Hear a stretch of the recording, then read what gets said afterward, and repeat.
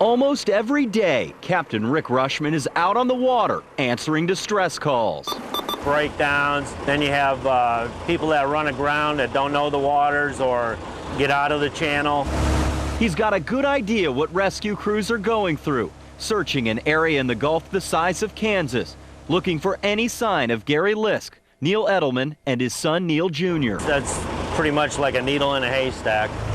To demonstrate, we loaded into Rushman's boat and headed to the middle of the Caloosahatchee River. We'll throw this in. It's approximately about the size of somebody's head, and we'll just let it go, see which way the tide takes it, and give it a few minutes and see how hard it is to locate.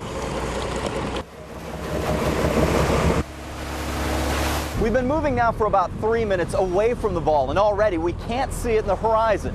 So what we'll do now is head back and see just how long it takes us to find it. From there, see how much it's moved. For more than an hour, Captain Rick, myself, and photojournalist Greg Wagner searched and searched.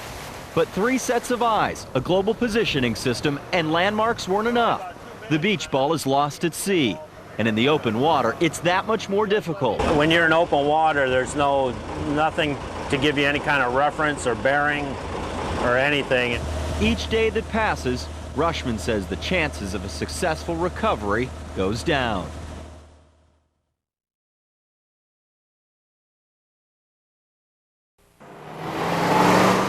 Deputies are seeing more than ever on our roads. Out working the roads here, just driving around, you're just bound to run into one usually every night. Corporal Dominic Konecki is the first deputy in the Lee County Sheriff's Office history to arrest more than 100 people for driving under the influence in 1 year. Okay, see my finger here, sir? Just follow that, do not move your head, okay? This year, deputies have arrested 1,100 people for driving under the influence. With the impact of the traffic fatalities the last couple of years, the sheriff has made it an issue to go after it, and we've been doing more checkpoints. Deputies are doubling the amount of checkpoints. This year, there will be 26. Already 13,000 cars in Lee County have gone through them. Our goal out here is to do one of these, you know, and not catch anybody drinking and driving. Judging from these maps, that won't be an easy task. Every dot represents an arrest for driving intoxicated. Certain areas of the county stand out. Yes, it looks like North Fort Myers and also the beach. Arrests in North Fort Myers and on the beach have nearly tripled over last year. And it really shows the increase at what we've done this year over last year. The reason there are so many here, both are gateways to other places. I think North Fort Myers, probably a lot is from basically to get to Cape Coral. We took a Friday night ride along with Corporal Konecki as he traveled the streets of North Fort Myers. It's kind of swerving, isn't it? It didn't take long before we spotted this car swerving across the road. Watch this blue light and follow this with your eyes and your eyes only. Do not move your head, okay? First, the driver, Steve, received the eye test. Next, watch me now. Like this, 1, 2, 3, all the way up to 9. While walking the line, Steve had trouble. So more tests follow. Watch what happens when Corporal Konecki tells him to touch his nose with his right hand. Right. Notice how he hesitated? Okay, sir, at this time, I do believe that you are impaired. Okay? I'm now going to ask you to place your hands behind your back for me. Place your palms together. You're being placed under arrest for driving under the influence. With Steve's permission, we followed him through his booking process. First, he was placed in a holding tank for 20 minutes, where deputies made sure he didn't drink or eat anything that would affect his breath test. How much did you have to drink tonight? Probably about 4 beers within 3 or 4 hours. Steve takes 2 separate breathalyzer tests. Keep in mind the legal limit is .08. Blow real hard. Keep going. First, Steve blows a .096. Next, a .106. Well, tell me this. Why'd you get behind the wheel if you had something to drink tonight?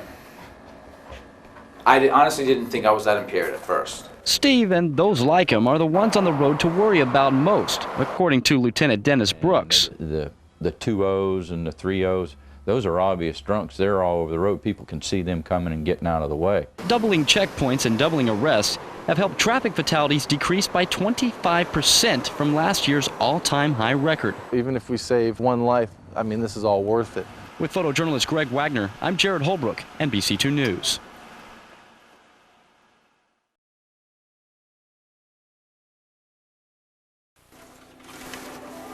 The popcorn, the drinks and the candy pretty much taste the same from theater to theater, but for people in Cape Coral, it will be a little different at the new Marquee Cinema because it will be in Cape Coral. We like this better because our little house is in Cape Coral, this is in Cape Coral. Why not go here? Once people have their refreshments and they're inside the theater, they're going to find high-back reclining chairs, stadium seating, and a theater very different than the one they might remember here. All part of a $2 million facelift. Everything in the theater is brand new. It's almost like building a brand new theater, except it's just the outside is the same. Nestled in the corner of the Coralwood Mall, and for the first time in 2 years, the marquee out front lights up the parking lot.